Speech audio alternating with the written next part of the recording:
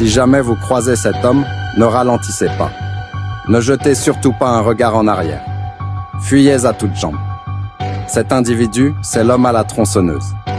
Il était tard dans la soirée, et Sarah regagnait son domicile après sa journée de travail.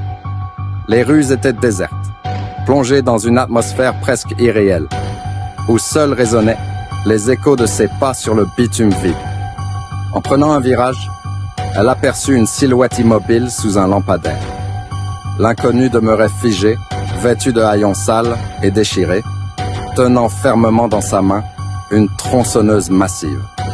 Son visage restait dissimulé derrière un masque rouillé, aux allures sinistres. Sarah s'immobilisa, subitement envahie par une angoisse sourde. Son cœur se mit à tambouriner dans sa poitrine. « Bonjour, êtes-vous perdu ou avez-vous besoin d'aide ?» s'enquit-elle timidement, sa voix vacillante trahissant sa peur grandissante. Mais l'homme ne pit pas mot.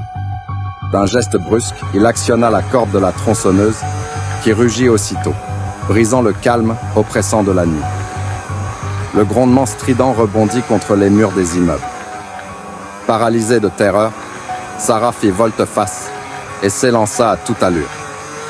Derrière elle, elle percevait distinctement les pas pesants de l'inconnu, ainsi que le bourdonnement incessant de la tronçonneuse, qui semblait se rapprocher inexorablement. Elle courut à perdre haleine, bifurquant dans une ruelle étroite pour tenter de se dissimuler. Se faufilant derrière une benne à ordures, elle se recroquevilla, retenant son souffle.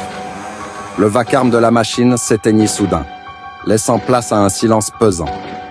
Tout était maintenant plongé dans une attente insupportable. Sarah patienta, espérant de toutes ses forces qu'il avait abandonné sa poursuite. Après quelques instants interminables, elle osa jeter un œil prudent au-dessus de la benne. Et là, juste devant elle, se tenait l'homme. La dernière vision qu'elle eut fut celle de la lame acérée de la tronçonneuse, fendant l'air dans sa direction.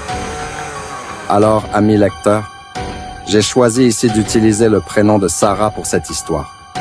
Partagez votre propre prénom en commentaire, et je me ferai un plaisir de l'intégrer dans mes prochaines créations.